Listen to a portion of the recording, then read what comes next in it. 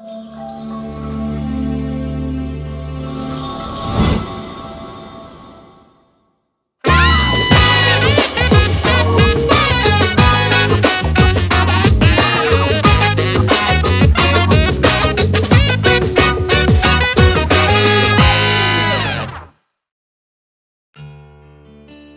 37, Yusuf dan saudara-saudaranya.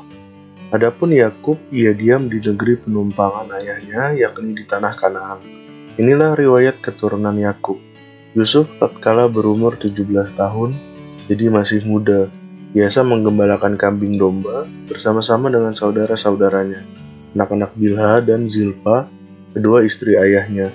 Dan Yusuf menyampaikan kepada ayahnya kabar tentang kejahatan saudara-saudaranya. Israel lebih mengasihi Yusuf dari semua anaknya yang lain, sebab Yusuf itulah anaknya yang lahir pada masa tuanya, dan dia menyuruh membuat jubah yang maha indah bagi dia. Setelah dilihat oleh saudara-saudaranya bahwa ayahnya lebih mengasihi Yusuf dari semua saudaranya, maka bencilah mereka itu kepadanya, dan tidak mau menyapanya dengan ramah. Pada suatu kali bermimpilah Yusuf, lalu mimpinya itu diceritakannya kepada saudara-saudaranya. Sebab itulah mereka lebih benci lagi kepadanya. Karena katanya kepada mereka, "Coba dengarkan mimpi yang kau mimpikan ini. Tampak kita sedang di ladang mengikat berkas-berkas gandum, lalu bangkitlah berkasku dan tegak berdiri. Kemudian datanglah berkas-berkas kamu sekalian mengelilingi dan sujud menyembah kepada berkasku itu." Lalu saudara-saudaranya berkata kepadanya, "Apakah engkau ingin menjadi raja atas kami? Apakah engkau ingin berkuasa atas kami?" Jadi makin bencilah mereka kepadanya karena mimpinya dan karena perkataannya itu. Lalu ia memimpikan pula mimpi yang lain yang diceritakannya kepada saudara-saudaranya.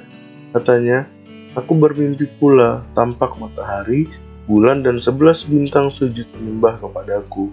Setelah hal ini diceritakannya kepada ayah dan saudara-saudaranya, maka ia ditegur oleh ayahnya. "Mimpi apa mimpimu itu? Masakan aku dan ibumu serta saudara-saudaramu sujud menyembah kepadamu sampai ke tanah?" Maka iri hatilah saudara-saudaranya kepadanya, tetapi ayahnya menyimpan hal itu dalam hatinya. Yusuf dijual ke tanah Mesir. Pada suatu kali pergilah saudara-saudaranya mengembalakan kambing domba ayahnya dekat Sikem. Lalu Israel berkata kepada Yusuf, "Bukankah saudara-saudaramu menggembalakan kambing domba dekat Sikem? Marilah engkau suruh kepada mereka." Sahut Yusuf, "Ya Bapa." Kata Israel kepadanya, "Pergilah engkau melihat apakah baik keadaan saudara-saudaramu dan keadaan kambing domba, dan bawalah kabar tentang itu kepadaku." Lalu Yakub menyuruh ia dari lembah Hebron, dan Yusuf pun sampailah ke Sikem.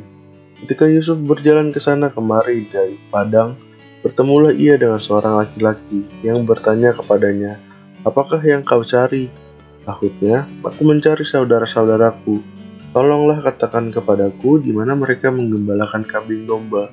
Lalu kata orang itu, "Mereka telah berangkat dari sini, sebab telah kudengar mereka berkata, 'Marilah kita pergi ke Dotan.'" Maka Yusuf menyusul saudara-saudaranya itu dan didapatinya mereka di Dotan.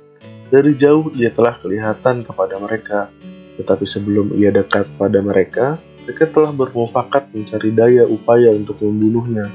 Kata mereka seorang kepada yang lain, "Lihat, tukang mimpi kita itu datang.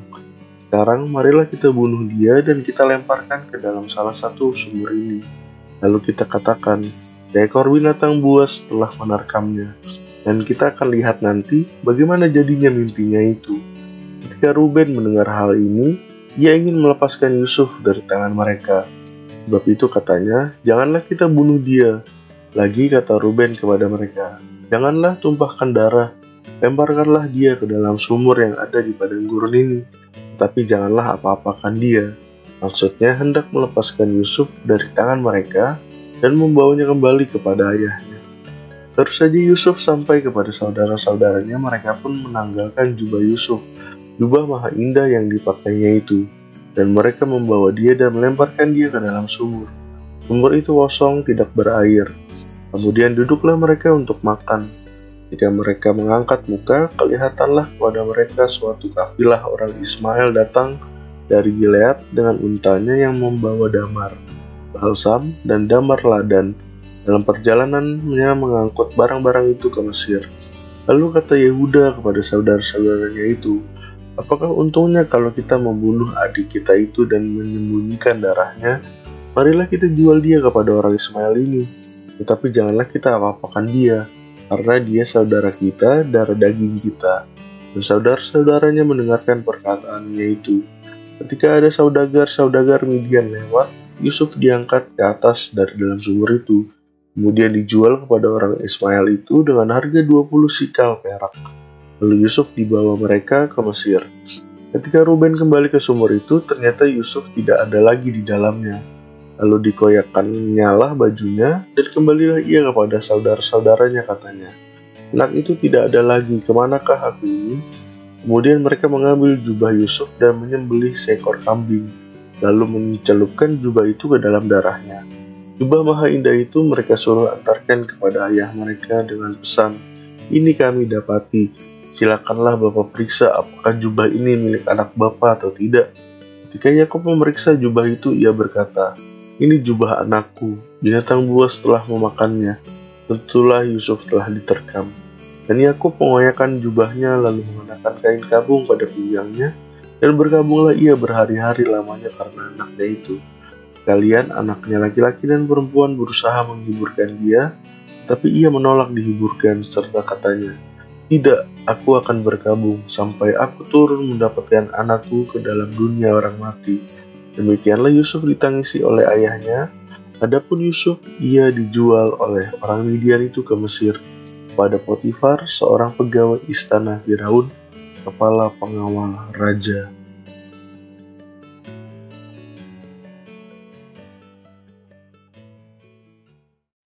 Iya, Pak Wi. Ya. Apa kabar Pak Wi? Baik, Bu. Pak Prana. Ya, baik. Senyum-senyum saja. Luar biasa. Saya sukacita ya. Kita masih mau lanjut ya tentang Yusuf. Tentang kan Yusuf. Minggu lalu kan kita bahas tentang si Yusuf Iya. gitu ya. Karena belum sampai pada apa? Kisahnya Puncaknya belum ya. berakhir. Oke. Selesai ya.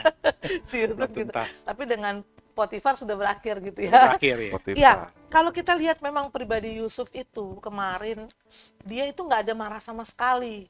Nggak marah sama sekali kalau saudara-saudara sudah menjual dia, Iya. ya bahkan sudah Yusuf menerima sebagai satu perlakuan yang sebenarnya karena fitnahan gitu ya. Itu kenapa ya? Saya temukan sesuatu ayat yang luar biasa ini di dalam Kejadian 45. Kejadian 45 ya. Apa tuh? Makanya Yusuf nggak ada sama sekali mau ngebalas. Oh, gitu. Karena dia tahu bahwa ini semua adalah rencana Tuhan di dalam hidupnya dia nih. Oh iya. Dalam Kejadian 45 ayat yang ke-5. Coba Iya. Pak Prana tuh. Kejadian 45 ayat yang ke-5 ya, Iya. Bu ya. Tetapi sekarang janganlah bersusah hati dan janganlah menyesali diri karena kamu menjual aku ke sini, sebab untuk memelihara kehidupanlah Allah menyuruh aku mendahului kamu. Nah, itu kan. Jadi memang untuk memelihara kehidupan, Iya. makanya si Yusuf didahului gitu kan. Di Mesir. Di Mesir nggak enak ya memang ya. Jadi Yusuf melihat bahwasanya Iya. dia pun ada di Mesir ini karena Tuhan punya rencana gitu ya, Bu ya. Iya, Oke, itu dia. Memang kalau kita tidak lihat ke hal itu, kita pasti akan merasakan menjadi orang yang benar-benar wah, Dendam, sakit hati. dendam, sakit hati gitu ya. Coba lagi Pak Wi, ada tuh ayat 15 Pak, ayat 10 Pak Wi. Apa itu Kejadian 45 ya? Bukan ayat 8 Pak Wi, iya. Kejadian Kejadian. 45 ayat 8. Kejadian 45 ayat 8 demikian Iya. firman Tuhan. Jadi bukanlah kamu yang menyuruh aku ke sini, tetapi Allah. Dialah yang telah menempatkan aku sebagai bapa bagi Firaun dan tuan atas seluruh istananya dan sebagai kuasa atas seluruh tanah Mesir. Nah, Yusuf tahu akan hal ini, iya. yang ada bukan kebencian. Malah di dalam satu proses yang luar biasa. Kenapa Yusuf bisa sampai kepada Firaun? Firaun. Kenapa Firaun begitu pada akhirnya mempercayakan kepada Yusuf? Padahal itu belum terbukti loh waktu itu. Gimana Pak Prana? Maksudnya si Yusuf ini sampai bisa ketemu sama Firaun gitu. Iya, Ya, ini betul. Kalau kita berarti harus balik lagi nih, Bu. Iya, karena ini nanti Mundur lagi baru puncaknya, Pak. kita tahu ya. Iya. Nah, ini kan sebenarnya berawal dari bagaimana si Yusuf ini bisa menafsirkan mimpi juru Juru apa itu? Juru minum ya, minum juru dan minuman juru dan makan. juru roti. Didengar. Karena berhasil dan sesuai dengan kenyataan mimpi juru minuman dan juru roti ini, akhirnya Firaun pun bermimpi. Iya. Dan kemudian karena hikmat yang diberikan Tuhan kepada Yusuf, akhirnya Yusuf bisa menafsirkan atau memberitahukan apa maksud mimpi Firaun ini, sehingga kemudian si Yusuf diangkat jadi penguasa di Mesir. Boleh gitu. saya kasih tahu nih ya mimpinya ya. Itu Apa ada tuh di ayat mimpinya? 41. Mimpi Firaun ya. Mimpi Sampai 2 kali itu. Ayat 4 Kejadian 41 ayat 22 ya. Selanjutnya dalam mimpiku itu kulihat timbul dari satu tangkai 7 bulir gandum yang berisi dan baik. Tetapi kemudian tampaklah juga tumbuh 7 bulir gandum yang kering, kurus dan layu oleh angin timur. Ternyata artinya diartikan sama si Yusuf ya di ayat 29. Apa nih, Bu? Ketahuilah tuanku, akan datang 7 tahun kelimpahan di seluruh tanah Mesir, kemudian akan timbul 7 tahun kelaparan, maka akan dilupakan segala kelimpahan itu di tanah Mesir, karena kelaparan yang mengurus keringkan negeri ini. Siapa yang nggak takut ya Firaun mendengar hal ini, padahal ini belum jadi kenyataan loh. Pada akhirnya jadi kenyataan nggak? Bahwa Mesir mengalami yang namanya kelaparan. Jadi kenyataan, Bu. Ya kan, Ada masa itu. Ada. Nah, masa itu memang terjadi. Masa itu terjadi. Dan ternyata ini bukan buat Mesir aja. Melanda seluruh bumi. Seluruh bumi. Tetapi karena ada Yusuf yang dikirim Tuhan lebih dulu ke sana, maka apa yang terjadi? Menurut Pak Wi, apa yang terjadi menurut kasus ini? Jadi memang di Yusuf itu bisa dibilang dia memang mendahului, memang ada rencana Tuhan nantinya dia akan jadi juru selamat bagi Israel, bagi Yakub dan keturunannya, keluarganya ya. Nah, nanti mungkin kita akan masuk nih, Bu, kepada tadi nanti tanah Goshen dan Israel ya, Pak Prana ya. Iya. Tema kita yang sekarang ini berarti apa, Bu? Tanah Goshen ya, Bu ya? Goshen. Atau mungkin Bapak Ibu masih ada yang mau disampaikan dulu? Iya. Kalau tadi benar seperti apa Pak Wi bilang ya, bahwa memang sudah disediakan gitu untuk siapa? Untuk orang Israel itu sendiri, karena memang kelaparan ini melanda seluruh bumi. Tetapi karena mimpi ini Firaun mengikuti apa yang diinstruksikan oleh Yusuf. Yaitu apa yang diinstruksikan oleh Yusuf kepada Firaun? Dibilanglah di situ bahwa dia memang akan menimbun gandum. Ya, jadi ditimbun gandum, roti ditimbun seperti itu ya. Untuk apa? Untuk nanti kalau memang di masa kelaparan itu, bisa bayangin loh Pak, 7 tahun kan lama ya? Lama, Bu. Lama nggak tuh? Berarti berapa gandum, berapa... Ini kalau nggak karena tuntunan Tuhan nggak mungkin. Sampai bisa untuk menyetok untuk... Satu negara ibaratnya, Bu. Iya, tetapi bukan satu negeri aja. Seluruh negeri nanti datang ke sini untuk membeli. Ya buktinya dari Kanaan keluarga Yakub akhirnya nantilah ya. Masih di ujung ya gitu ya. Iya, di mana dia ini akhirnya memang menyetok jadi gitu. Bahkan nanti siapa-siapa itu kalau memang dia mau beli, dia harus tuker, barter ya, Bu. Barter seperti itu. Sehingga akhirnya kelaparan itu terjadi di tanah Mesir. Nggak terjadi. Kenapa? Karena memang ada hikmat yang luar biasa yang Firaun boleh lakukan atas daripada petunjuk Tuhan melalui si Yusuf ini. Nah, ini tadi kan tema kita kan Goshen ya. Iya, tema kita tanah Goshen dan Israel. Jadi tentang Israel di Mesir dan makna untuk orang percaya. Nah, mungkin Bu, saya teringat nih, kan Bu Roli kan sebagai pembawa tur ya, Bu ya.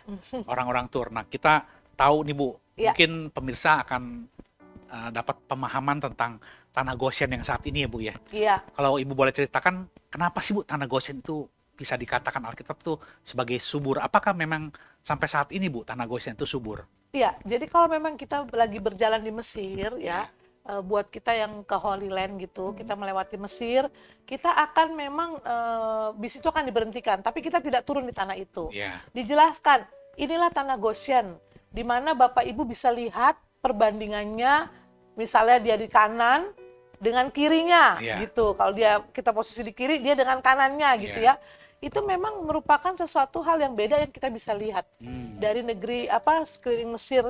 Itu perbedaannya ada jelas. Kenapa di Goshen itu kita lihat tuh tumbuhan-tumbuhan hijau itu, dan itu tidak akan pernah yang namanya mengalami nggak ada tumbuhan masa kering. Apa penyebabnya? Karena dia itu memang letaknya dikelilingi oleh Sungai Nil itu. Kita tahu dong kalau sungai itu kan sebagai mata air, sumber mata air ya, buat negeri Mesir saat itu. Nah, di tanah itulah makanya sampai sekarang kalau kita lihat itu memang hijau. Memang hijau. Benar, jadi ini kunci rahasianya ya. Iya. Oke. Dan itu memang disampaikan kalau dalam perjalanan itu seperti itu. Nah, tadi Pak Prano mungkin mau nambahkan nih Pak. Jadi kenapa sih Pak? Ya, mungkin pemirsa juga ingin tahu kenapa kok keluarganya Yakub beserta keturunannya, anak dan cucunya dan kambing dombanya itu bisa pindah Pak maksudnya bisa datang ke negeri Mesir, khususnya ke tanah Goshen. Nah, mungkin tadi Bapak mau coba sampaikan. Ya, mengapa mereka bisa sampai di tanah Goshen? Itu kan sebagaimana yang kita sampaikan sebelumnya, ini memang pada saat itu di Mesir si Yusuf udah ada nih. Udah ada. Ya. Dan karena seperti yang tadi Bu Roli bilang bahwasanya kelaparan ini melanda seluruh negeri. Jadi berdampak juga ke tanah Kanaan. Karena Kanaan ini kelaparan dan terdengar informasi oleh anak-anak Yakub bahwasanya ini tidak terjadi kelaparan di Mesir. Akhirnya kemudian anak Yakub itu akhirnya pergi ke Mesir. Pindah untuk datang ke Mesir untuk memberi gandum dulu Pak, tujuannya. Membeli gandum. Karena mereka belum tahu ternyata yang sampai penguasa datang 2 kali itu ya. Ternyata dia penguasa Mesir itu adalah Yusuf, saudara kandung mereka, adik mereka. Tapi mereka akhirnya ke situ datang beli pertama kali, kemudian pulang lagi ke Kanaan. Setelah mau habis pergi lagi ke Mesir. Nah, disitulah kemudian akhirnya Yusuf memperkenalkan diri bahwasanya dirinya itu adalah saudara kandung atau adik yang mereka buang. Nah, setelah mereka tahu bahwasanya penguasa Mesir saat itu adalah saudara kandung mereka, akhirnya mereka diterima dengan baik oleh Yusuf, dan akhirnya Yusuf mengirim balik mereka untuk bilang sama Yakub, papanya untuk tinggal di Mesir. Pada saat itu sebenarnya Yakub tidak mau, tapi kemudian Tuhan bertemu sama Yakub dan bilang pindah aja ke Mesir, gitu. Aku akan menyertai perjalanan kamu ke Mesir, gitu. Akhirnya kemudian Yakub beserta anak-anaknya, cucu-cucunya, bahkan hewan peliharaan mereka pindah ke Mesir, dan sudah disiapkan oleh Yusuf itu tanah Goshen ini, Pak. Bedol desa ya Pak ya. Bedol. Dan itu memang atas permintaan Yusuf. Ya, karena memang dia mau keluarganya juga karena dia nggak dendam itu tadi, karena dia tahu ini memang rencana Tuhan. Sehingga Tuhan. Gitu ya Pak, sehingga dia memang minta boyong lah itu satu keluarga. Jadi dibilang itu jumlahnya ada loh, sampai di sini tuh dikasih tahu ada 66 jiwa. Ditambah Yusuf sendiri dengan 2 anak dari belum hewan-hewannya juga. Hewan-hewannya. Ke tanah Goshen yang disiapkan oleh Yusuf untuk keluarga mereka itu tinggal, tapi atas seizin Firaun. Karena sebelumnya kan kalau kita baca di kitab Kejadian ini, bahwasanya Firaun nanya nih, dan saudara kandung mereka juga minta izin kepada Firaun untuk tinggal di tanah Goshen, karena pekerjaan mereka itu kan kita tahu, itu mereka gembala gitu. Jadi kayaknya si Yusuf ini udah tahu nih Goshen ini tanah yang luar biasa. Iya, tanah yang luar biasa. Dan itu tanah yang tidak ditempati oleh orang Mesir. Sehingga dia mengeluarkan satu statement, nanti kalau ditanya jawabnya begini. Iya, udah gitu ya Pak, udah di skenarioin ya. Skenariokan Pak. Nah, untuk tinggal mereka supaya bisa diizinkan Firaun untuk tinggal di tanah Goshen gitu. Pak Wi, menurut Pak Wi kira-kira kenapa tanah itu kok nggak ditempatin ya sama orang Mesir? Orang Mesir kalau berdasarkan Alkitab ini. Ya memang kalau kita baca dalam Alkitab dikatakan pekerjaan sebagai penggembala itu pekerjaan yang mungkin tidak butuh skill ya. Di situ dianggap kehinaan ya bagi orang Mesir. jika pekerjaan gembala domba itu suatu pekerjaan yang hina gitu Bu. Hina ya. Satu pekerjaan yang hina. menurut Hina, Pak Ali jadi gitu. pekerjaan itu seperti memang tidak disukai gitu loh ya. Karena pekerjaan yang tidak dianggap siapa yang bekerja di situ tidak memiliki skill Bu. Oh, jadi pokoknya tanah itu subur. Tanah itu Ya, subur. tentu tahu dong Firaun. Tetapi memang nggak dipandang ya karena nggak mau untuk mengelolanya gitu ya. Jadi kelatih gini Bu, orang Mesir sendiri kenapa tidak mengembalakan kambing domba dan kemudian membawa kambing dombanya itu ke tanah Gosyen yang subur ini? Padahal kenapa kok harus kambing domba yang orang Israel? Nah, karena pekerjaan sebagai gembala itu yang dilakukan oleh keturunan Yakub ini merupakan bagi orang Mesir Bu ya, merupakan pekerjaan yang kurang terpuji lah. Hina. Mungkin ada. Oke. Ya. Siapa Bu Roli baca ya Bu Roli ya? Iya, Kejadian 46 ya ayat 33 ya. Iya. Dibilang tadi yang Pak Prana bilang, apabila Firaun memanggil kamu dan bertanya, apakah pekerjaanmu? Maka jawablah, hamba-hambamu ini pemelihara ternak sejak dari kecil sampai sekarang. Baik kami maupun nenek moyang kami. Dengan maksud supaya kamu boleh diam di tanah Gosyen. Oh iya. Sebab segala gembala kambing domba adalah suatu kekejian bagi orang Mesir. Nah. Gimana tuh Pak Prana kalau bahasa lainnya nih Pak Prana? Kalau dibilang suatu kekejian ini kayaknya kita bingung juga nih, artinya kekejian apa ini maksudnya? Suatu kekejian gembala kambing domba adalah suatu kekejian bagi orang Mesir. Kalau kita lihat di dalam terjemahan lain ya Bu, agar kita boleh, bisa Pak Prana. lebih mengertinya gampang, di versi mudah dibaca ini maksudnya di sini dibilang di Kejadian 46 ayat 34 bilangnya gini nih, katakan kepadanya, kami gembala selama hidup kami adalah gembala. Dan nenek moyang kami juga gembala sebelum kami. Kemudian Firaun mengizinkan kamu tinggal di tanah Gosyen. Orang Mesir tidak suka pekerjaan gembala. Jadi lebih baik kamu tinggal di Gosyen. Jadi bisa dibilang kekejian itu maksudnya itu tidak suka pekerjaan gembala. Tidak suka pekerjaan gembala. Jadi kalaupun misalnya ada gembala di Mesir, itu pasti bukan orang Mesir tuh yang jadi gembalanya tuh. Pasti kalau orang datang dari mana gitu yang jadi gembala. Makanya di Gosyen itu tidak ada gembala, jadi tanah yang subur lah karena nggak ada hewan. Tapi mungkin setuju juga dengan yang Pak bilang, kenapa orang Mesir nggak menyentuh, karena termasuk dianggap sesuatu yang apa? Yang tidak tidak disuka, butuh skill. Tidak butuh skill pekerjaan gitu ya. yang paling bawah lah, kalau paling rendah lah mungkin ya. Mungkin terjadi juga Pak sampai zaman-zaman saat ini kalau kita lihat kan di beberapa negara. Iya. Contohnya mungkin misalnya di Australia itu penduduk lokal dia tidak mau melakukan pekerjaan yang untuk potong bulu domba Bu. Jadi biasa diisi oleh imigran-imigran. Nah, mengapa? Karena pekerjaan yang memotong bulu domba ini dianggap sebagai pekerjaan yang tidak membutuhkan skill. Ya misalnya cuci piring, bersihkan toilet. Nah, biasa tuh diisi oleh imigran-imigran atau pendatang-pendatang. Kurang lebih seperti itu ya Bu ya. Iya, pada zaman itu juga pada zaman ternyata itu juga udah ini ya. Tapi yang jelas sih ya, kalau boleh lihat dari seluruh cerita nih, memang tanah Gosyen ini kok, saya berpikir juga ya, kok tanah subur. Firaun tahu loh, kok nggak ditempatin gitu. Lah sekarang aja sampai sekarang kemudian masih kalau kita tahu tanah subur kan, ya enggak lah kita nggak usah ngerjakan itu, tapi tinggalin aja di situ gitu kan, boleh dong begitu kan?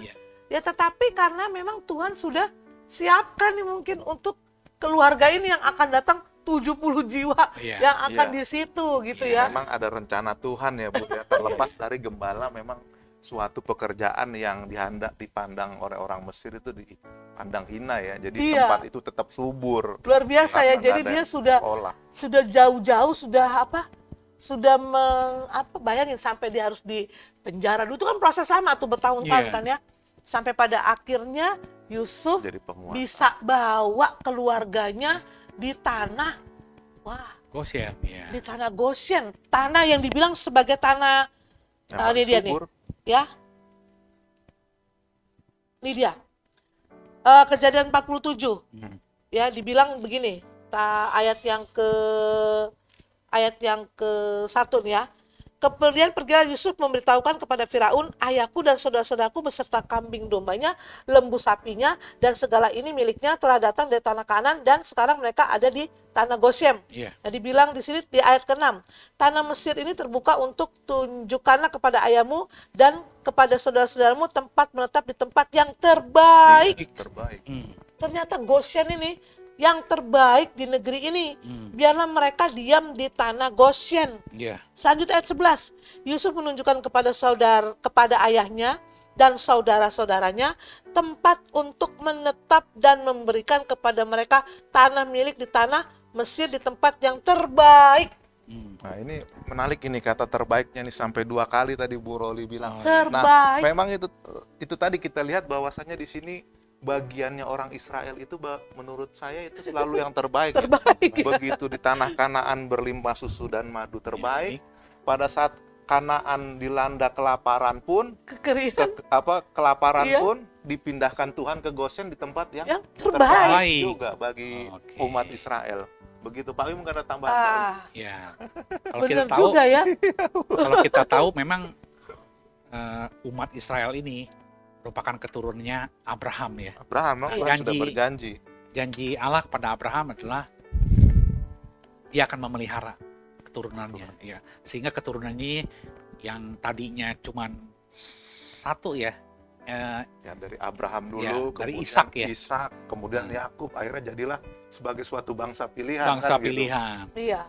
Nah, bagaimana Tuhan memelihara mereka nih? Ya, seperti itu Bu. Ya. Iya, berarti benar-benar setuju ya. Kemana itu Tuhan sudah Siapkan. siapkan dulu. Ya. Dan kalimat yang terbaik loh. Kalau dipikirkan masa iya orang Firaun Mesir nggak mau di tempat yang terbaik. Ya. Itu Tuhan sudah planning tuh. Tuhan sudah dep dulu tuh. Itu kalau itu ngetek tempat ya. Ya. Udah dikasih tahu Tuhan, ditentukan oleh Tuhan, nanti kamu di sini. Gitu.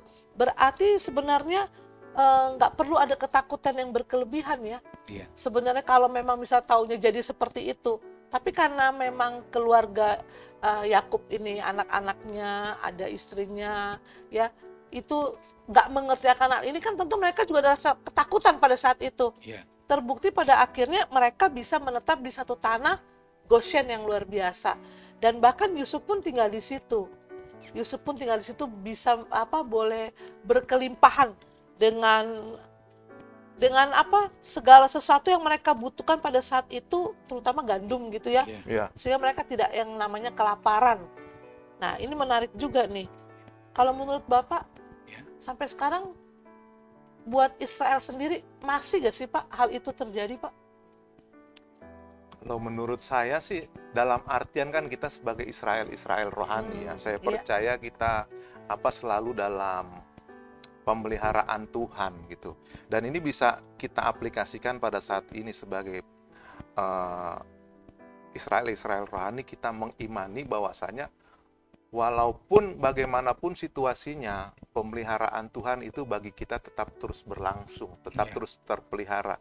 Cuman mungkin kita nggak tahu caranya gimana. Yang penting pada suatu saat ada permasalahan itu terjadi, Tuhan sudah menyiapkan waktunya, caranya untuk kita tetap bisa percaya dan tetap berada dalam pemeliharaan Tuhan. Kalau menurut saya gitu loh Bu Roli, dalam Iya. maksud sebagai orang-orang Israel rohani gitu Bu. Maknanya di situ buat saya. Ya memang menurut firman ini Goshen, Yusuf ini, keluarganya ini menjadi sesuatu kekuatan buat kita sampai sekarang. Iya. Ya terbukti loh 70 jiwa yang mana mungkin sih mereka itu menerima masuk, tetapi karena ada Yusuf yang mendahului sehingga keluarga ini kan mendapat sesuatu penghargaan yang luar biasa gitu. Coba kalau Yusuf nggak ada, mungkin nggak keluarga ini akan bisa menduduki tanah Goshen? Iya. Nggak mungkin. Nggak mungkin. Iya. Nggak mungkin seperti itu kan ya. Nah di sini Tuhan memang tuntut juga buat melalui peristiwa ini nih, Pak Wi, kira-kira gambaran apa yang bisa diambil nih? Kan kalau bukan karena si Yusuf nih, Iya. orang yang benar-benar takut sama Tuhan. Iya. Yusuf sebenarnya takut sama Tuhan karena kan dia nggak mau melakukan kejahatan. Walaupun mungkin diiming-iming apapun dia nggak mau lakukan kejahatan. Dia bertahan sehingga waktu dia bertahan dia masih belum ngerti nih maksud Tuhan apa gitu. Ujung-ujung beberapa tahun kemudian ada tuayan. Ya ini kan namanya kan apa yang ditabur itu yang dituai. Gitu Iya. juga kan yang menikmati ya keluarganya. Iya. Dalam hal ini keluarganya, tetapi atas nama bangsa Bangsa Israel. Iya. Menurut Pak Wi dari kasus ini yang Pak Wi bisa dapat apa nih? Ya kalau untuk pertama mengenai Yusuf sendiri ya. Iya. Yusuf sendiri kalau kita lihat sebagai nenek ya bisa disebut leluhur bangsa Israel.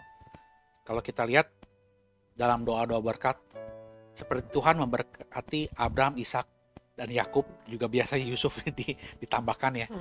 Nah, Yusuf ini dalam hidupnya itu menunjukkan Bu bagaimana kasih setia dia yang dia berikan kepada Allah Israel.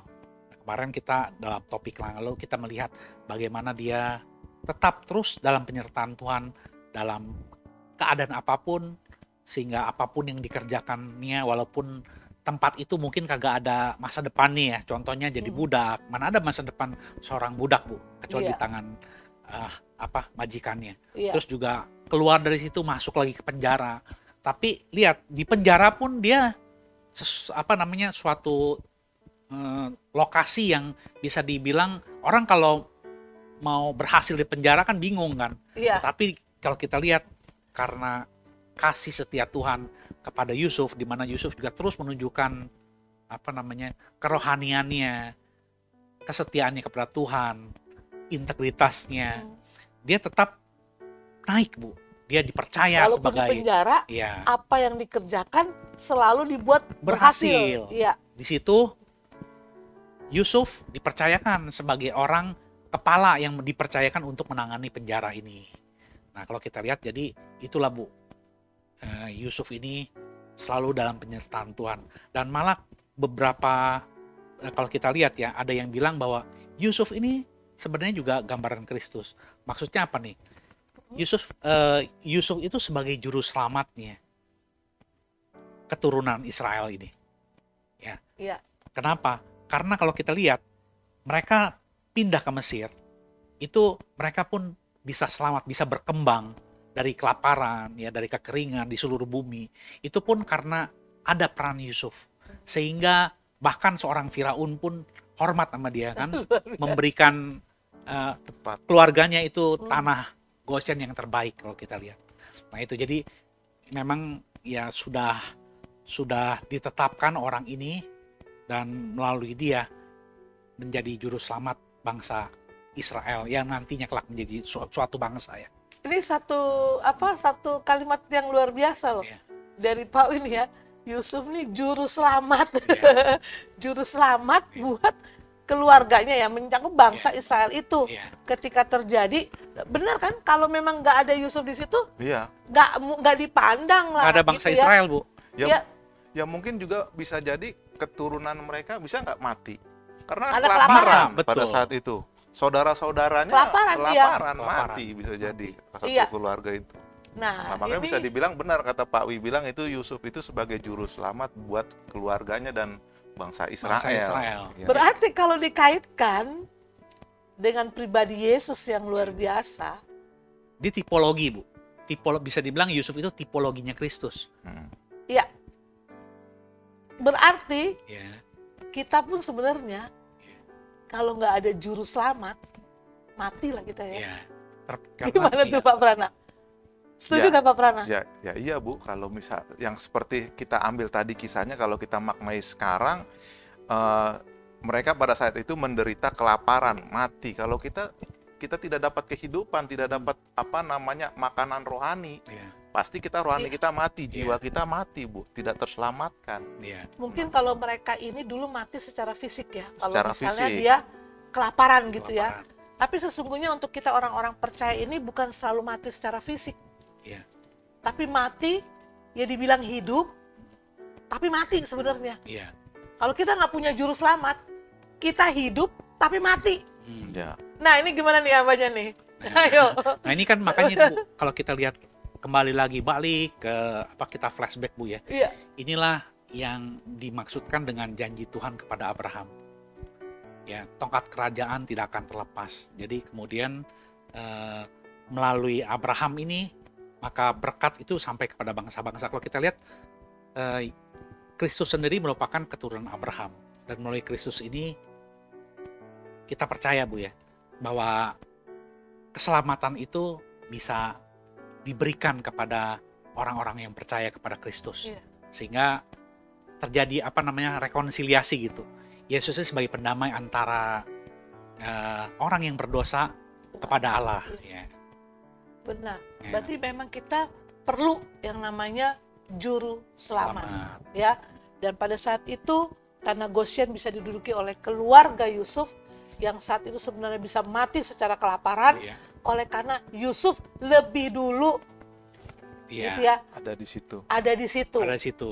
Nah, kalau kita lihat nanti dari di dalam ayat berapa kan, Kejadian 46, nanti pemirsa bisa baca ya, bagaimana nanti itu disebutkan, Bu, siapa-siapa aja sih yang kemudian tinggal di situ. Di situ dikatakan ada sekitar 70 orang ya. Iya. Dari 70 orang kalau kita lihat nantinya, ini mereka beranak pinak, Bu, di tanah Goshen ini. Iya. Mereka sungguh-sungguh diberkati. Bahkan karena mungkin subur, itu mereka punya kambing domba, peliharaan, hartanya itu berlimpah ruah. Dan jumlah mereka bahkan dikatakan lebih besar daripada Orang Mesir. penduduk Mesir sendiri. Sehingga akhirnya mereka ketakutan, Bu. Nah, nanti itu Nanti di episode berikut. episode berikutnya. Episode berikutnya. Yang menarik juga di sini Goshen. seperti tadi masih di Goshen ya. Kalau menurut saya ini Tuhan mau membuat suatu perbedaan Iya. antara umat Tuhan yang hidup di tanah Goshen dengan orang Mesir. Orang Mesir Begitu. sendiri, ya. Ini secara tidak langsung kan menurut saya seperti itu. Iya. Tuhan pengen ngasih tahu ini ada perbedaan antara hidup orang yang Percaya Tuhan. percaya Tuhan, hidup yang takut akan Tuhan dengan orang yang tidak percaya Tuhan. Iya. Nah, pada saat itu Mesir juga mengalami kelaparan, tapi orang Israel yang tinggal di tanah Goshen tidak mengalami kelaparan. Itu Iya. juga membuktikan bahwasanya Tuhan ini ngasih tahu loh, hidup kita ini harus beda. Nah, maknanya Iya. seperti itu. Hidup Iya. kita sekarang ini harus beda dengan hidup orang di dunia di luar sana gitu. Iya. Jangan sama aja. Mengapa kita harus beda? Karena Tuhan juga telah membuat perbedaan dalam kehidupan kita dengan orang-orang yang tidak percaya Tuhan. Gitu, Bu, menurut saya tambahannya. Iya. Benar-benar. Kita berimajinasi nih ya. Kira-kira bisa ngebayangin nggak tuh ya?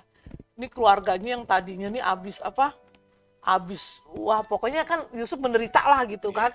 Terus diampunin itu juga sebenarnya kasih karunia loh. Karena Yusuf sadar bahwa semua ini adalah rencananya Tuhan. Iya. Makanya kan dia nggak ada sama sekali mau balas, mau apapun tidak.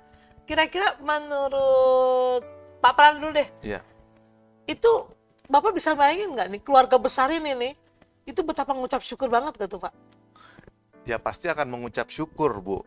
Seperti itu. Karena kan ibaratnya seperti saya bilang tadi, kalau mereka itu tidak tahu bakal seperti ini, ya saya percaya itu mereka jadi bingung juga kalau bahwasannya itu bukannya Firaun tadi datang, mereka pasti tidak akan dapat, mungkin mereka tidak dikasih makanan. Sesuatu Soalnya kan yang khusus. di Mesir pun pada saat itu Kelaparan. kelaparan Iya. gitu loh. Tapi karena ada Yusuf di situ, dan Yusuf tahu itu adalah saudara-saudara kandung mereka, makanya dikasih. Kalau bukannya Yusuf mungkin nggak dikasih, karena Mesir juga sedang kelaparan. Dan gitu Yusuf loh. itu bukan sebatas maksudnya dia hanya pengurus, tapi dia loh yang berhak Bisa, untuk punya kuasa. punya kuasa untuk mengeluarkan, untuk mungkin menahan, tidak memberi gitu. Iya. Tapi karena keluarganya berarti kan ya sudah, ya Dikasih. berkelimpahan juga gitu ya. Iya. Pak Wi, kalau Pak Wi jadi salah satu keluarga Yusuf, Pak Wi gimana perasaannya waktu itu? Ya, terutama ini. Malu gak sama Yusuf gitu ya?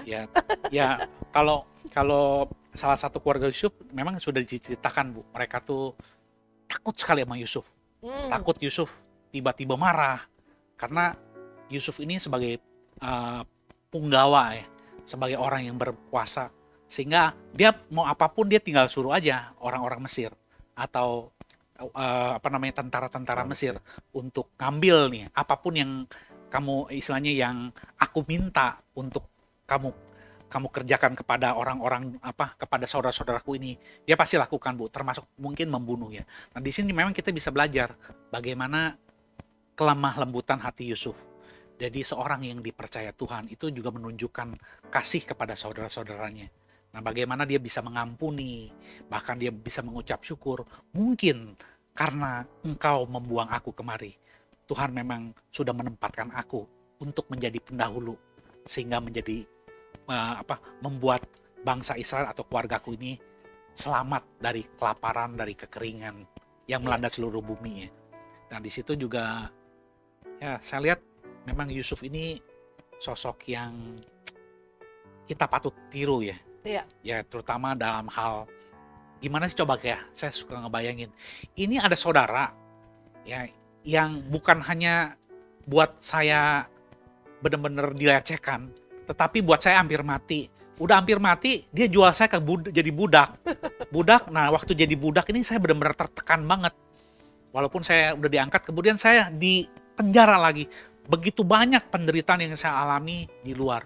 Sekarang aku udah besar, tinggal saatnya sekarang aku Balas dendam. balas dendam. Aku tinggal pijit aja ya kan. Nah ini, tetapi apa yang diberikan oleh Yusuf itu benar-benar mengubah paradigma kita, Bu. Bahwa ketika seseorang di dalam Tuhan, ya terutama kayak seperti Yusuf ini di dalam Tuhan, dia memiliki pemikiran yang berbeda dengan dunia. Dia memaafkan saudara-saudaranya, terjadi rekonsiliasi, dan kita lihat kehidupan selanjutnya. Maka bangsa Israel diberkati, terus diberkati melalui Yusuf ini, kemudian keturunan Israel ini berkembang menjadi banyak, dan akhirnya nanti kita lihat akan jadi suatu bangsa besar. Dan ini juga mengenapi ya Pak ya, mengenapi apa yang dijanjikan Allah kepada Abraham, kamu akan menjadi bangsa yang besar. Iya. Jadi sebenarnya kalau menurut saya kalau bisa saya tambahkan ini, selain daripada memang semua rencana Tuhan, tapi juga bisa dibilang merupakan buah daripada pengampunan ya Pak. Iya. Ya kan, jadi bertambah banyak, mereka tidak mengalami kesulitan, mereka dalam pemeliharaan Tuhan. Itu semua karena buah pengampunan, tidak ada rasa dendam dari Yusuf, selain daripada memang rencana Tuhan bagi bangsa Israel. Iya. Gitu tambahan yang Bu Roli. Iya, memang kalau kita lihat di sini, ya kalau memang secara fakta, secara firman Tuhan ini kita baca, kenapa Yusuf itu bisa seperti itu? Karena dia kan bilang tadi kan, nggak apa-apa deh, nggak usah. Memang Allah memelihara kehidupan untuk menyuruh aku untuk mendahului, gitu kan? Nah, dia tahu banget bahwa ini adalah memang Tuhan yang mengutus dia seperti itu.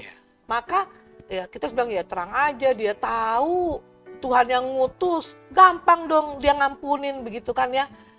Yusuf bisa lakukan. Tapi untuk realita yang sekarang nih Pak, realita yang sekarang nih Pak, saudara bersaudara nih ya, oke? Padahal udah tahu misalnya dia seperti Yusuf, misal contohnya dia yang lebih gimana, mungkin nggak dilirik tuh Pak ya, beda banget ya. Mungkin gini ya, lo susah ya susah sendiri, dia kaya mungkin ya, dia akan memperkaya dirinya sendiri seperti itu. Ini banyak loh Pak, realita yang ada. Saya sendiri juga kesaksian, ada satu keluarga, saya baru datang, saya baru pulang kemarin juga ya, itu 11 bersaudara. 11 bersaudara Pak. Ketika satu orang, memang Tuhan Tuhan berkati gitu ya Pak ya, sehingga dia itu boleh yang bertumbuh luar biasa. Nah dia itu memberkati daripada saudara-saudaranya. Bisa dia lakukan seperti itu. Walaupun dulu waktu di masa kesusahannya tuh banyak yang pada ya Pak kan tahu sendiri zaman sekarang. Kalau kita lihat saudara dalam keadaan susah, lihatnya cuma sebelah mata gitu kan. Katanya kan ngumpet, ada. Bu kalau datang mungkin. Tapi kalau misalnya ini kita bicara memang Fakta. realita. Jadi kisah ini harus kita bisa terapkan di dalam kehidupan kita hari-hari.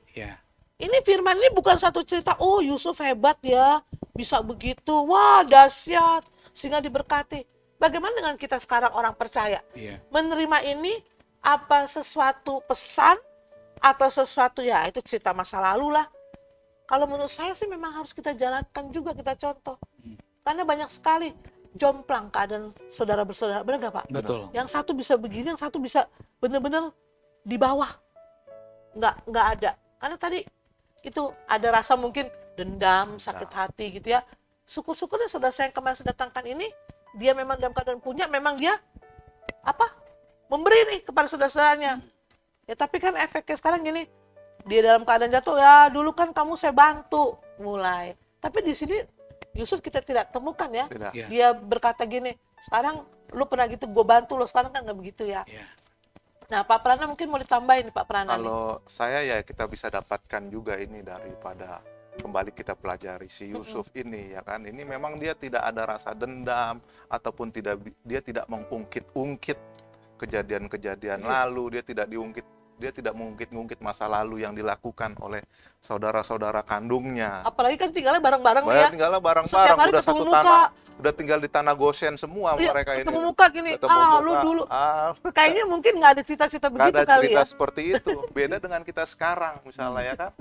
Apa namanya, pada saat misalnya ada yang minjem duit, begitu minjem duit nggak dibalik-balikin ya kan. Kemudian pada saat kita butuh duit kita minta balik, nggak dibalik-balikin. Kita pasti gedek, apa namanya, sebel banget sama orang ini. Pada saat dia minjem sampai nangis-nangis tapi tidak dibalikin. Pasti kan sebel banget Pak seperti itu.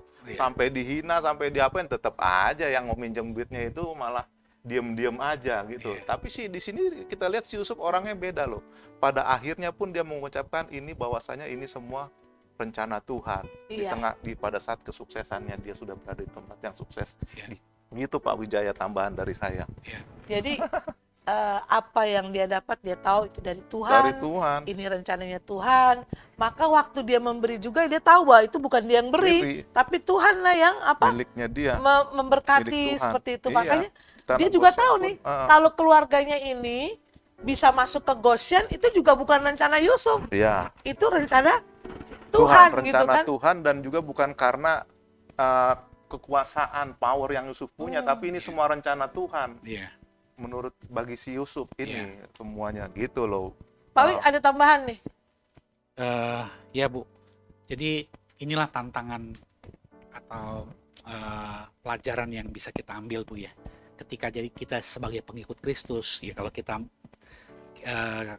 pelajari atau makna yang kita dapatkan sebagai orang percaya ya, di dalam kita sebagai pengikut Kristus dari tanah Goshen ini, cerita tentang Yusuf bahwa kita tuh sebagai pengikut Kristus memang dididik untuk berbeda ya. Kita bukan hanya knowing gitu, bukan hanya kita tahu tentang firman Tuhan. Tadi Bu Roli sudah sampaikan, kita sudah tahu cerita Yusuf begini, tetapi bukan sampai di situ. Apa yang kita pelajari itu harus menjadi being, harus kita hidupi.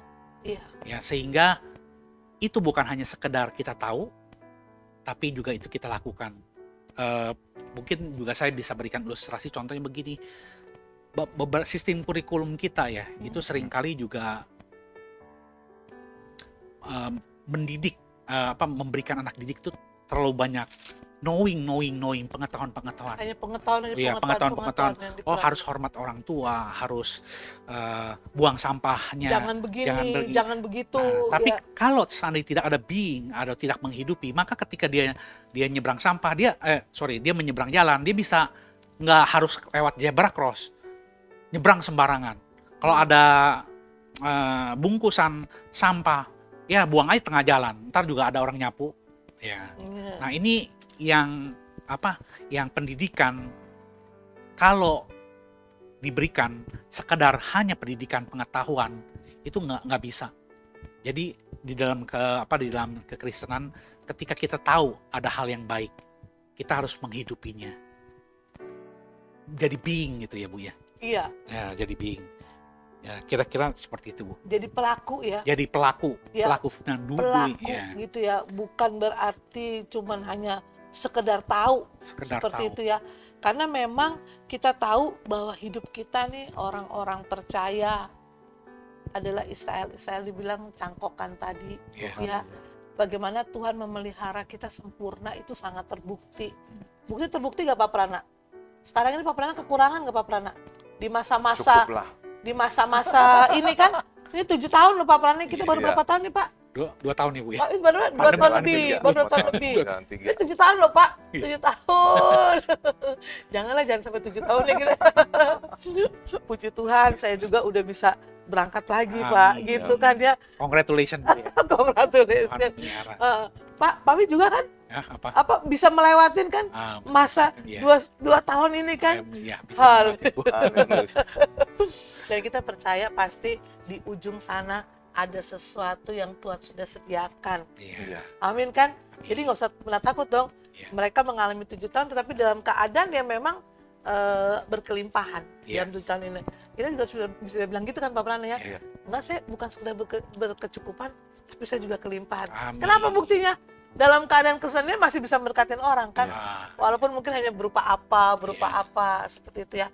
Memang yang Tuhan mau melalui tanah Goshen ini bukan berarti juga kita harus ada di satu tempat yang yang subur Mewah. dulu, yang mewah dulu ya, baru kita bisa Bantu orang. bantu orang gitu ya. Iya. Ya kalau memang mereka ini adalah berkat mereka di mana mereka pergi ke tanah Goshen ini luar biasa loh Pak. Kebayang nggak sih dari tempat yang sesuatu yang dia bilang, waduh sampai kapan nih masa ini, gue harus beli lagi, habis balik beli lagi. Ini nggak pakai bolak-balik, diangkut semuanya, tinggal di situ. Iya. Ya, jadi merupakan sesuatu yang luar biasa buat menjadi kekuatan kita nih menghadapi baru 2,5 tahun masa. Kira-kira berapa lama nih Pak masa ini Pak? Jangan lama-lama. Coba. Iya, jangan lama. Tapi Kita doakan sama-sama, Bu. kalau saya boleh tambahkan nih sebelum kita akhiri Iya, pembicaraan gitu, kita Pak ini. Prada. Ya. Di memang Goshen ini merupakan suatu tempat yang menarik ya. Iya. Selain daripada setelah mereka hidup di Kanaan, sekarang mereka hidup juga di tanah Goshen. Dan kita tahu dari pemaparan kita tadi, Tuhan begitu memelihara, begitu melindungi. Dan yang menarik ini di pasal 47 nih, tadi saya baru lihat ayat yang ke-10. 47 Ayat yang 10. ayat yang 10 demikian firman Tuhan. Lalu Yakub memohonkan berkat bagi Firaun. Nah, Sesudah itu keluarlah ia dari depan Firaun. Nah, itu menarik. Di suatu tempat yang mereka sudah hidup, maknanya begini bagi saya. Dimanapun kita tinggal dalam keseharian kita, jadilah berkat bagi sekeliling kita. Gitu menurut saya seperti itu, Bu. Goshen ini mereka tinggal sekarang di sini. Dan di tempat ini Yakub juga memohonkan berkat bagi Firaun, memohonkan berkat bagi Firaun. Jadi jadilah berkat dimanapun kita berada. Si Yakub ini memberkati ya. Memberkati Firaun. Dalam keadaan padahal seharusnya dia yang diberkati gitu kan. Karena dia numpang Iya, kan. Tapi karena Firaun ini pasti melihat kehidupan daripada Yusuf, akhirnya Yakub memberkati Firaun pun Firaun gak masalah gitu, Bu. Dia bisa jadi berkat di sini. Nah, begitu saja, Bu, yang saya bisa tambahkan bagi kita juga. Jadilah berkat dimanapun kita di tempat kita berada gitu. Iya. Kita belajar dari tanah Goshen ya. Ya. Jargon daripada Pak Wi. Kita akan tutup. Dari saya cukup, Bu. Ini kan jadilah berkat dimanapun Kita ditempatkan. kita ditempatkan. Ya. Pak Wi. Perlindungan Tuhan juga bisa mulai Goshen. Iya, kalau saya lihat ya, kalau tadi kita sudah bahas, kita memang seperti tanah Goshen, kita nih menjadi orang Kristen, pengikut Kristus. Kita harus menunjukkan hal yang lebih yang tidak dilakukan oleh orang lain. Contohnya seperti Yusuf, sehingga kita lihat diberkatin. Ya, kalau tadi kita lihat bagaimana Yusuf ini dia melakukan atau membahas saudara-saudaranya yang sama sekali tidak dipikirkan oleh saudaranya. Saudaranya semua pada takut semua, Bu. Tetapi apa yang diberikannya, dia memberkati saudara-saudaranya, bahkan untuk tinggal, dia merangkul kembali. Nah, kalau seperti kita, mungkin dari pemirsa ada juga yang mengalami kejadian-kejadian tidak enak, ya bersama saudara mungkin pernah disakitin, atau bagaimana. Memang berat. Coba belajar yang bisa kita lakukan. Syukur-syukur kalau bisa seperti Yusuf ya, ketika ada saudara mungkin yang mengecewakan, ya kalau kita sebagai pengikut Kristus kita sama dengan orang dunia, berarti apa gunanya kita sebagai pengikut Kristus? Jadi melalui tanah Goshen ini juga kita belajar, kita harus coba lebih baik. Ya, apa yang kita bisa? Kalau memang kita bisa mengampuni saudara kita, lakukanlah.